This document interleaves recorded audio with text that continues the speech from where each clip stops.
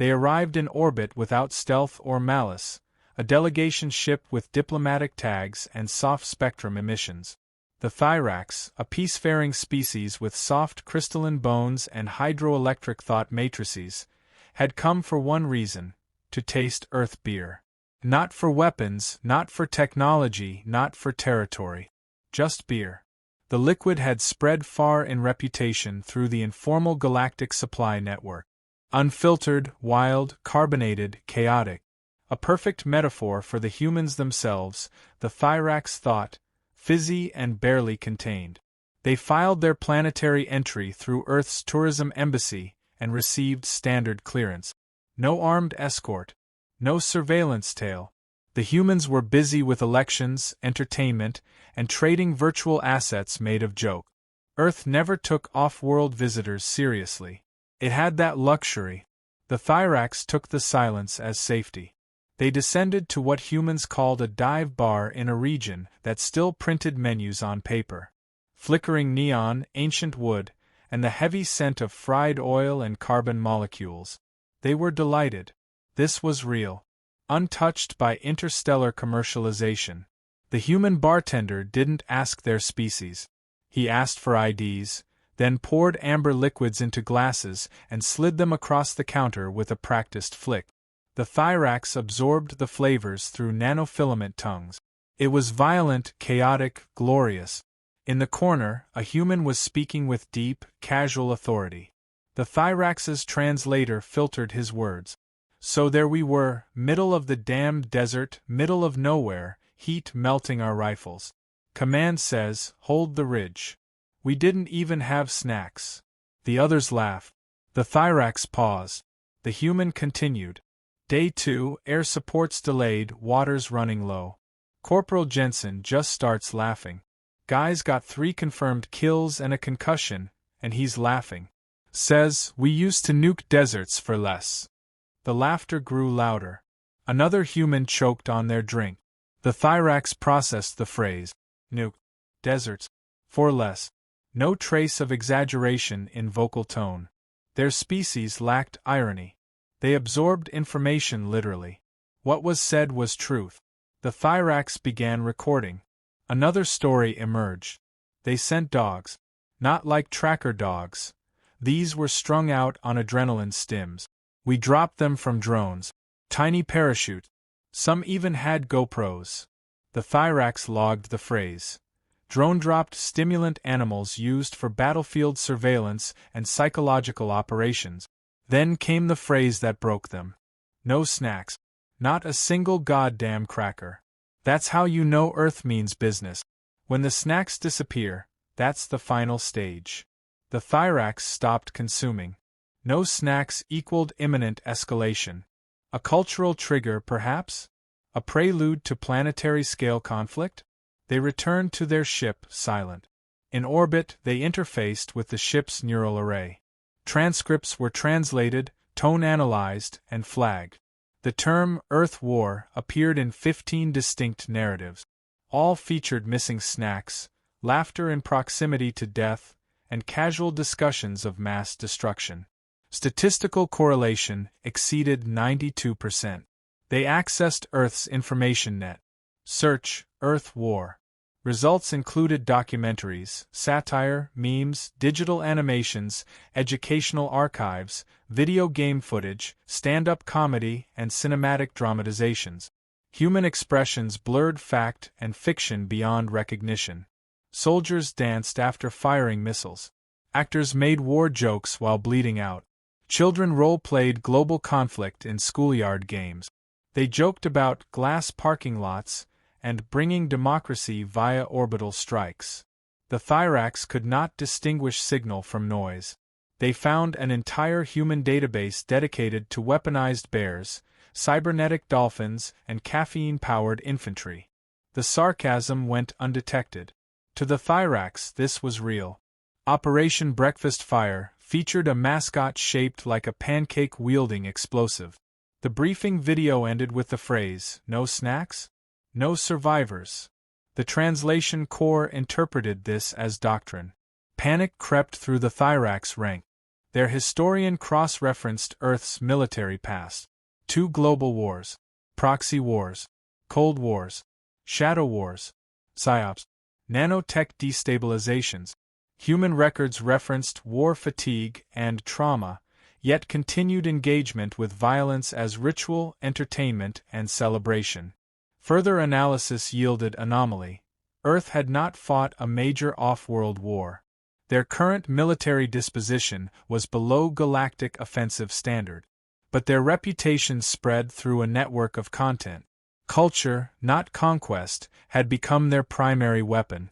The bartender offered the Thyrax more beer. One delegate stared at the bottle, hands shaking. "Is this a test?" he whispered. The bartender blinked.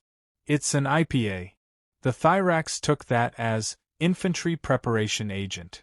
They left. Flight control noted their immediate launch request. When asked if there was a problem, the Thyrax responded only with the phrase, "We are out of snacks." The transmission was archived. No one noticed it at first. Back aboard their ship, the Thyrax purged their taste data and blacklisted human culinary exports. They issued a preliminary warning to nearby research ships: avoid human eating centers unless fully armed. Within 3 hours, the phrase, "no snacks, no survivors," had entered Thyrax operational lexicon as a red-level alert. Every reference to Earth cuisine was flagged. One officer suggested it was a misunderstanding. Another cited the footage of humans laughing about nuclear engagement while holding mugs of beer. "You believe this is humor?" the commander asked. "They called it dark humor," the officer replied. They weaponized their own language. It escalated. Data crawlers sent to Earth's public networks uncovered a podcast called Laughing in the Trenches. Human veterans discussed missile failures, burned limbs, dead friends, and terrible rations, all with laughter. The Thyrax war room interpreted this as ritualized trauma processing. Evidence of collective emotional suppression. A dangerous psychological trait. A species that refused to break under torment. That normalized horror. One clip featured a human saying, "We run out of food, ammo, and morale, but we never run out of jokes." The AI translated this into, "Even in annihilation, Earth remains psychologically offensive." Galactic law forbade judgment based solely on cultural practices. But Thyrax internal protocols overrode this. They had a term for it now: the snackless threshold. The threshold meant escalation. Humans did not announce war with drums or banners. They arrived with empty hands and full grins. They spoke in code, in story, in seemingly harmless banter. And the Thyrax had heard it all. They sent a report to the Consortium of Neutral Species, titling it, Phase 1, Contact Through Casual Threat. No one on Earth noticed the transmission. The bar continued its routine. The veteran returned the next night. He didn't remember the aliens. He told the story again, slightly changed. This time the bears had flamethrowers. The audience laughed. The Thyrax, in hyperspace, had already begun recalibrating their diplomatic risk matrix. Earth was no longer flagged as developing planetary system. The Thyrax fleet returned to neutral space without ceremony. No broadcast. No explanation. Their diplomatic access to Earth's cultural network was revoked mid-jump. Even the delegation's personal logs were sealed under emergency classification. The official reason: ingestion of hostile propaganda masquerading as hospitality. High Command convened within 6 hours. The delegates presented raw data, uncut transmissions, and open-source human content. Unfiltered bar dialogue. Combat humor. Tactical snack references. Hundreds of hours of seemingly nonsensical warfare stories paired with light-hearted banter. A single message echoed through the files. War wasn't strategy for humans. It was second nature, dressed in sarcasm. The Thyrax consensus called it psychological asymmetry. No other species had cultural integration between annihilation and entertainment. The committee watched human comedians describe conflict while sipping drink. They dissected clips of soldiers joking during firefight. They reviewed gaming videos with casual references to orbital bombardment. A simple phrase from one stream stood out: "It's not war if snacks are still on the table." Interpretation was immediate. Food off, fight on. The phrase, repeated across platforms, became a core tenet in Thyrax's reclassification effort. The report reached the Interstellar Watch, where it was received with skepticism, curiosity, and thinly veiled concern. The Watch maintained neutral oversight across galactic civilizations. They had evaluated threats, rebellions, invasions, but never a species that appeared to weaponize irony. A translation core broke down the veterans' phrases into doctrinal bullet points. Pre-conflict ritual includes alcohol and denial.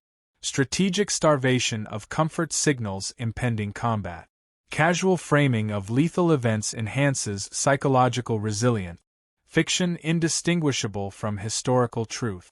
Humor used to bridge trauma, prepare escalation, and confuse adversaries. The core concluded with an unsettling probability matrix. The likelihood that humans joked during planetary extinction events stood at 84%. The Thyrax proposed emergency transmission to all non-aligned species. The Watch denied it. Disinformation risks were too high. Earth was unverified. The matter would stay internal. But the data leaked. Unknown to the Watch, an automated AI node in a trade hub picked up the flagged phrases embedded in Earth's cultural export. Human media wasn't encrypted. It was contagious. And the joke about nuking deserts for morale hit peak resonance in less than 48 hours. Dozens of non-human species had embedded translation bots across human network. Most were outdated. None were ready for sarcasm at scale. The AI misread war jokes as state-sanctioned broadcasts. Digital panic spread among the first contact species who had never considered humanity a serious concern. A mining crew in the Edenari Belt intercepted a stream labeled "Military Cooking Fails." Within the hour, they abandoned their station, filed for asylum, and activated their ship's automated warning beacon. The report simply read, "Human troops burned food, then bombed a city." Laughing, the panic spread. Cultural misreads turned bar talk into doctrine. News feeds across 5 systems ran emergency alert. In the Ketran Confederacy, war ministers debated preemptive containment. One delegate argued that if humans declared war by removing snacks, they had already done so through interstellar export bans on chocolate. The room fell silent. Treaties were questioned. Sanctions were filed. Earth remained unaware. Back on the planet, a sports commentator joked that their team's offense was an act of war. A meme reshared 10 million times declared, "Snackless zones equals shoot-to-kill sectors."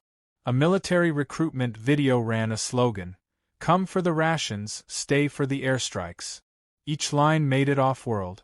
The Thyrax report reached the Solane Syndicate, a species known for emotional mirroring and conflict aversion. Their leadership, already wary of human unpredictability, enacted silent withdrawal. 2 research outposts near Jupiter's orbit shut down without announcement. When asked, they replied, "The humans have removed snacks." The phrase became legend. In neutral space, translators began categorizing Earth phrases into conflict levels. A snack mention was green. A snack absence was yellow. A phrase like "we ran out and kept going" was red. Phrases like "boredom is solved with bombs" were black. Galactic diplomats scrambled to rewrite treaties referencing food, leisure, or alcohol.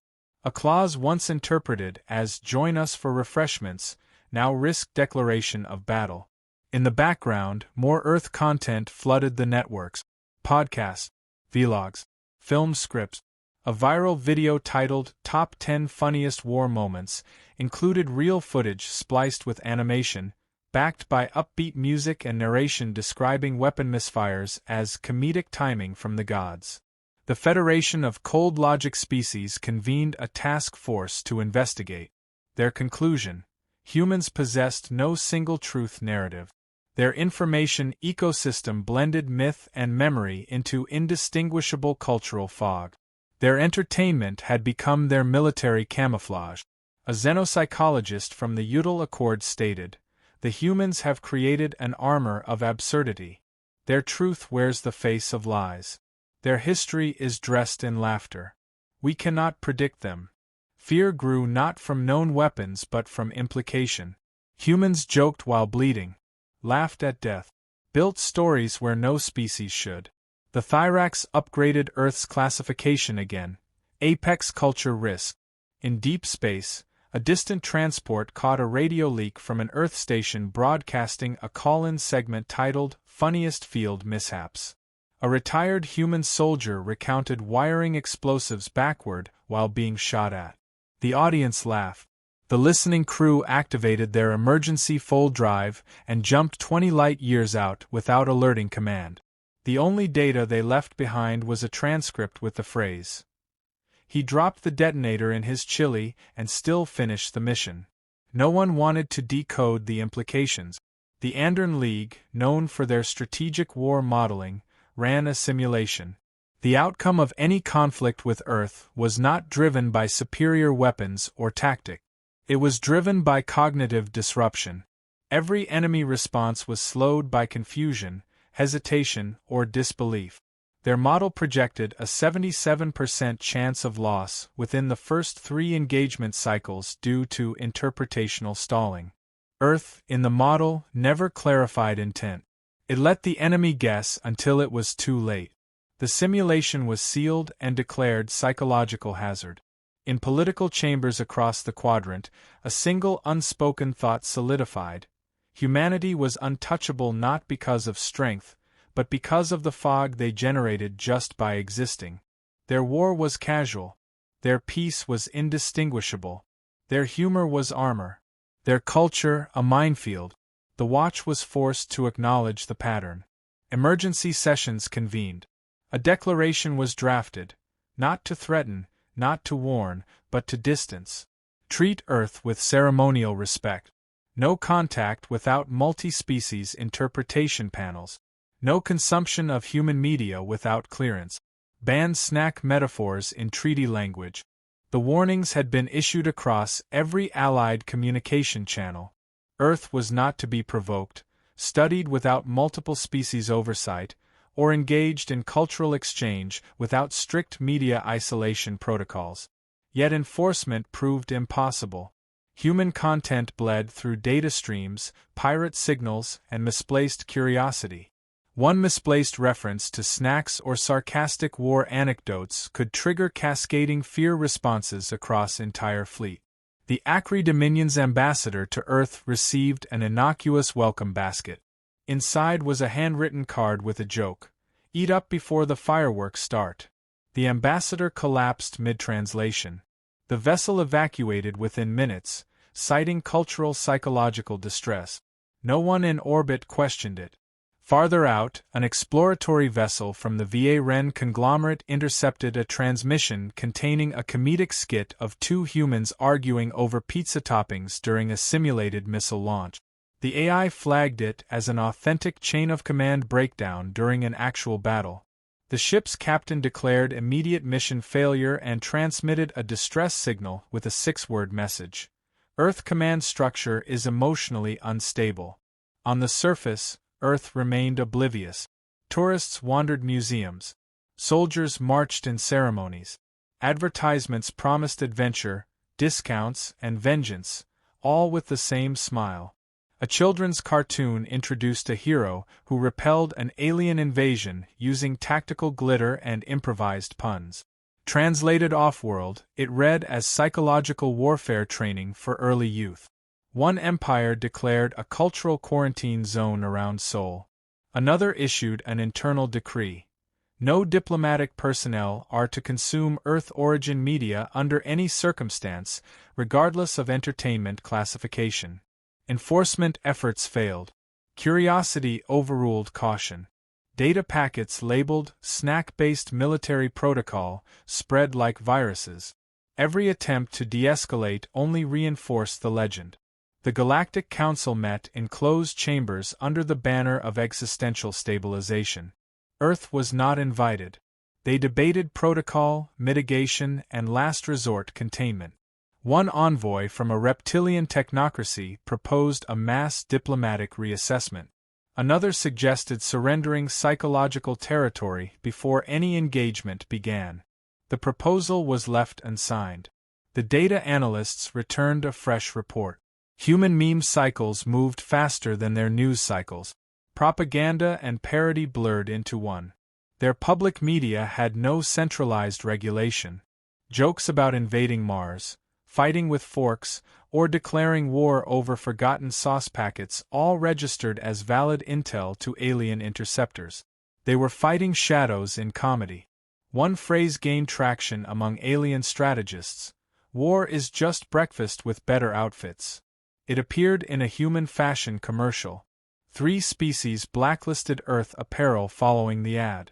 The Sectari, a nomadic warrior race, attempted to reverse-engineer human psychology through a controlled experiment. They isolated themselves in a simulation chamber with a year's worth of human broadcast data, focusing on military media and informal storytelling. After 17 days, all analysts abandoned the project, citing emotional dissociation, irreconcilable narrative logic, and severe confusion between sincerity and satire. Their conclusion was unanimous. Humans possessed a combat doctrine that required no clarity to be effective. In the outer colonies, merchant guilds began pulling out of Earth-related contracts. Supply chains collapsed under suspicion. Even Earth-produced snacks, once a galactic curiosity, were reclassified as threat-adjacent import. The phrase, "they skipped snacks," reached linguistic status as a universal expression of dread. Star charts bore it like a warning flare. One minor species attempted a countermeasure.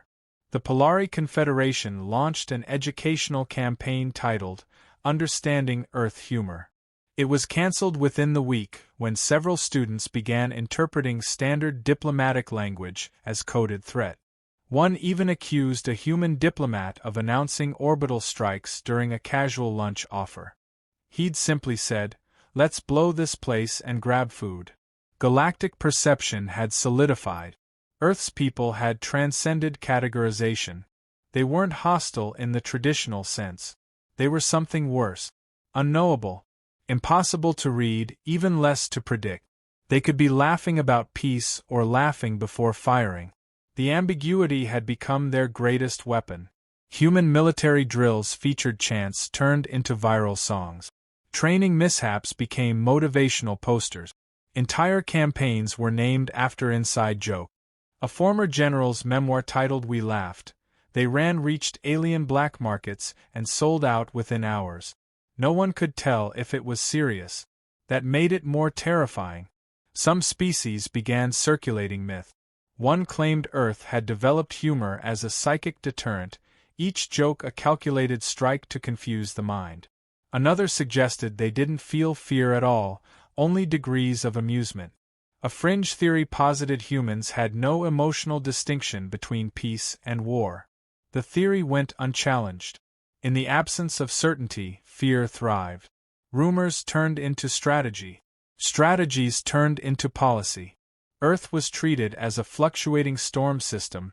Observe from a distance, never engage, prepare for contradiction. Earth spaceports noticed the change. Fewer incoming shuttles. Trade delegations vanished. Former partners issued polite withdrawal statements. No one explained why. Earth shrugged, chalked it up to diplomatic cycles, and returned to its business of laughing through crisis. The original bar where it all began became a local curiosity. The veterans still told stories. New ones now. Ones with laser geese and missile-powered wheelchairs. He never knew his casual remarks had detonated a galactic shift. He didn't care. The drinks were cheap and the company predictable. Above Earth, the last alien relay drone recorded a message from a human space pilot cracking jokes during a maintenance failure. The punchline involved launching the escape pod upside down while singing a war hymn. The drone self-deleted its logs. In an underground archive on a distant moon, one AI summarized the Earth entry with a single phrase: "Engagement not recommended." Outcome unknowable. They skipped snacks. The galaxy listened. And ran.